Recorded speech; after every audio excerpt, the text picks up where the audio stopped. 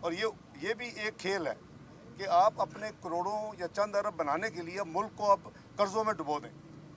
تو میں پھر جیسے میں نے کہا کہ میں ان کا مشکور ہوں کہ دونوں جو پرانے ٹینیور تھے, دنیا ساری کو پتہ ہے, وہ کوٹ کرتے ہیں کہ جی ایک پاکستان میں یہ 2 دفعہ ایسا ہوا کہ کرنسی کو پراپر طریقے سے ری ویلیویشن اس کی صحیح قدر پہ واپس لے جا سکے ایک ملک اور ایک حکومت کی, وہ بہت بڑی ایک چیلنج ہوتا ہے.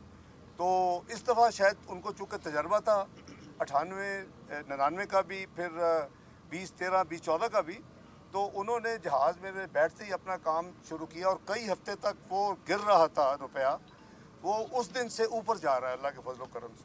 اور یہ بھی ایک حقیقت ہے کہ ساری دنیا میں ڈالر اوپر جا رہا ہے. دنیا کی جو اسٹرانگ کرنسیز ہیں, پاؤنڈ ہے, آپ کا یورو ہے, سب کرنسیز کے اگینسٹ اوپر جا رہا ہے.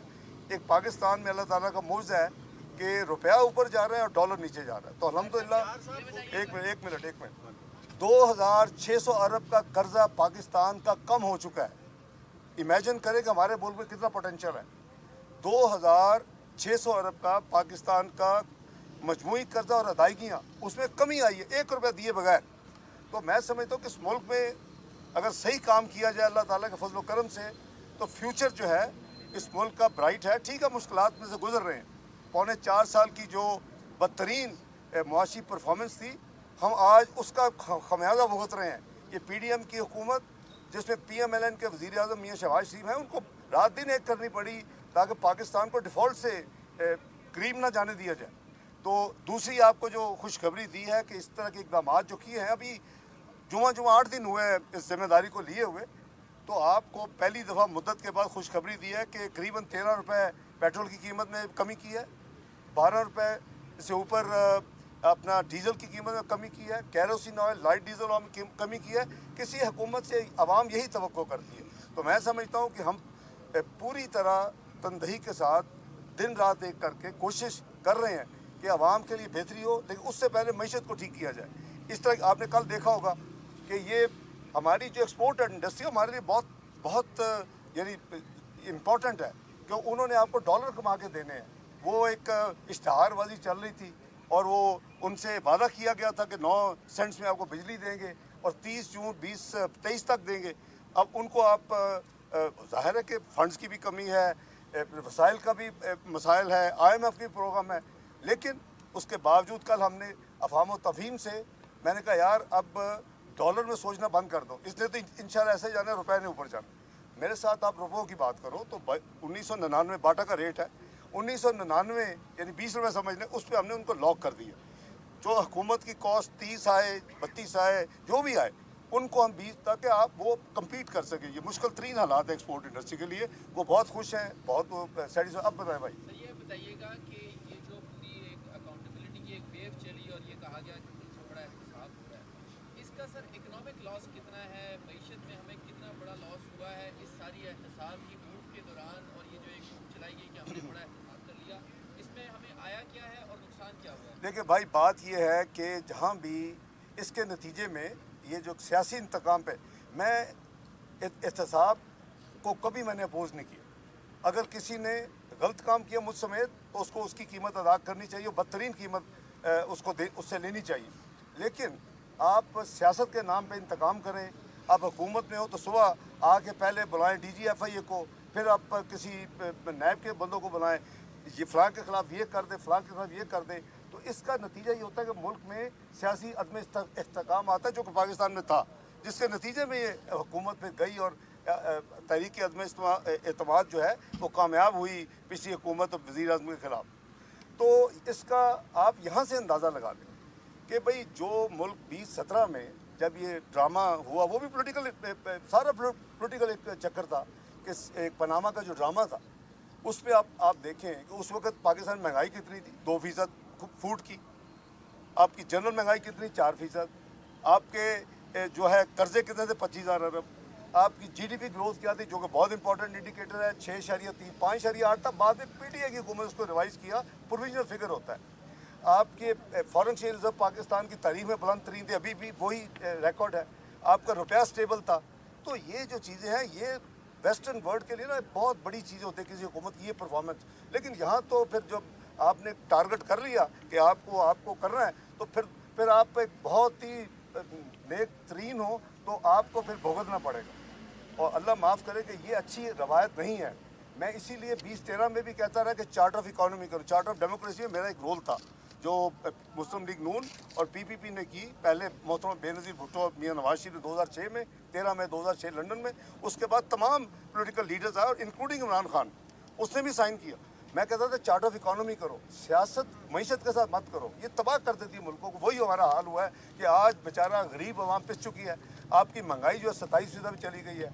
आपके जो कर्जे हैं वो जो बड़े बुलंद बाला दावा करते थे कि जी कर्जे को मैं कराऊंगा, चेक कराऊँ, किधर चेक करा के रिपोर्ट देना पब्लिक को, क्योंकि उसमें कोई भी कर्जा आपका लेते हैं वो स्टेट बैंक में जाता है। आवाम का अकाउंट नंबर 1 जो है कंसोलिडेटेड अकाउंट नंबर 1 उसमें जाते हैं, और जब आपकी रीपेमेंट होती है, जब भी ड्यू डेट होती है, उसी से जाती है। तो ये बेवकूफ़ वाली सोच है। जिस बंदे को ये नहीं पता कि कर्जा किसी के जेब में जा ही नहीं सकता, ना प्राइम मिनिस्टर के दफ्तर में जाता है, ना किसी और मिनिस्टर के दफ्तर में जा सकता है, वो तो स्टेट जो भी कर्जा लेंडर होगा वो कर्जा जाएगा स्टेट बैंक में, आप आवाम के अकाउंट में, और जब रीपे होगा, चूँकि रिकॉर्ड है तो वहीं से रीपे होगा। बस अजीब किस्म का जी हमारी घटिया तरीन सियासत में के दौर से हम गुजरे हैं, और अभी भी मेरा ख्याल है उस कल्ट को ये भी अभी भी नहीं समझ आ रही। मैं कहता रहा मईशत पे चार्टर करने 14 में कहता रहा, मेरा ख्याल है वक्त आना चाहिए कि तमाम पॉलिटिकल पार्टी ये कौम से वादा करें कि हम मईशत पे कोई सियासत नहीं करेंगे, और जो भी होगा हम ईमानदारी के साथ अपने मुल्क के इंटरेस्ट को रखेंगे, सुप्रीम रखेंगे। लेकिन यहाँ अपने पैटी इंटरेस्ट के लिए लोग यहाँ तक कह देते हैं कि जी अगर मैंने मेरे खिलाफत पे इत्मीनान होकर मैंने निकला तो बेहतर होता कि इस मुल्क पे एटम बम गिर जाता। यानी इससे घटिया सोच क्या हो सकती है। बहरहाल मैं आपका मशकूर हूँ कि आपने जी भाई मूडीज ने पाकिस्तान को डाउनग्रेड किया और फाइनेंस मिनिस्ट्री ने उसे कंडेम किया है। क्यों मूडीज जैसा इदारा पाकिस्तान को? नहीं, मैं अर्ज़ करता हूँ इसे घबराए नहीं, कुछ नहीं होगा। मूडी से कल मैंने बात की है, मैंने उनको समझाया है कि आपको ये नहीं करना चाहिए था। आप सिर्फ एक फॉर्मेलिटी के तौर पे इतला करते हैं। भाई जो कन्फर्म करना चाहते हैं आप हमसे बात करें ना पहले, तो इसलिए ना घबराना चाहिए कि परसों मूडीज़ ने यूके को, फिच ने, 3 एजेंसीज हैं Moody's, standard poor and Fitch ने यूके को डाउनग्रेड किया। आपने देखा होगा फ्रॉम स्टेबल टू नेगेटिव। तो देखें ये इन रेटिंग एजेंसीज का जो मेन काम है वो बेसिकली आपके जो बॉन्ड इशू करते हैं, स्कूक इशू करते हैं, इंटरनेशनल पेपर, उसके लिए रेटिंग बहुत ज़रूरी होती है। अभी हम उसके करीब नहीं हैं। हमें अपनी इकोनॉमी के इंडिकेटर्स ठीक करने, जैसे हम 2013 में किया जब करके हम गए थे मार्केट में, तो मुझे याद है अप्रैल 2014 में हमने $500 मिलियन का बॉन्ड फ्लोट किया था। हमें 14 टाइम्स ओवर सब्सक्राइब हुआ। मुझे याद है मैं उसके बाद वर्ल्ड बैंक 2 दफ़ा साल में मीटिंग होती है, IMF की स्प्रिंग मीटिंग हुआ, मुझे हर मुल्क के फाइनेंस मिनिस्टर मुबारक दी। तो 14 टाइम्स इट वाज।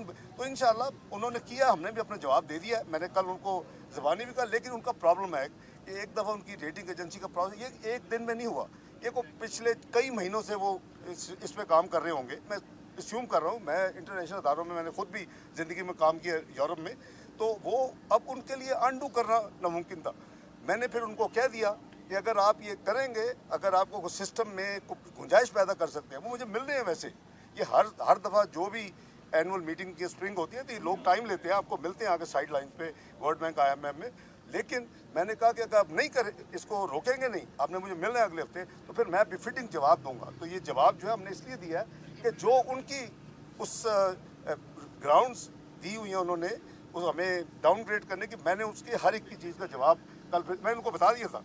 मैंने कहा अगर तुम नहीं कर सकते तो please then I will be informing beforehand कि हम इसका जवाब फिटिंग जवाब देंगे। जो जनरल मैं दूंगा वो हमने दे दिया। डॉक्टर साहब ये बताएं कि आप जो अरेस्ट वारंट से आज कोर्ट ने कैंसिल भी कर दिए हैं, हालात भी अब बेहतरी की तरफ जा रहे हैं। मरियम साहब भी कल नवाज शरीफ साहब से मिली, जज्बाती हो रही हैं। आप समझ रहे हैं कि अब नवाज शरीफ साहब भी मरियम साहब के साथ पाकिस्तान? देखिए, एक तो ये है भाई, ये वो हम अभी बात कर रहे थे ना, मैंने कहा था कि आप फरिश्ते भी हो तो आपको इस मुल्क में अगर सियासी इंतकाम है तो आपको पता नहीं कौन सी मत जेल में भेजेंगे। ये कॉल कोर्ट में क्या था, पनामा यार फ्रॉड था।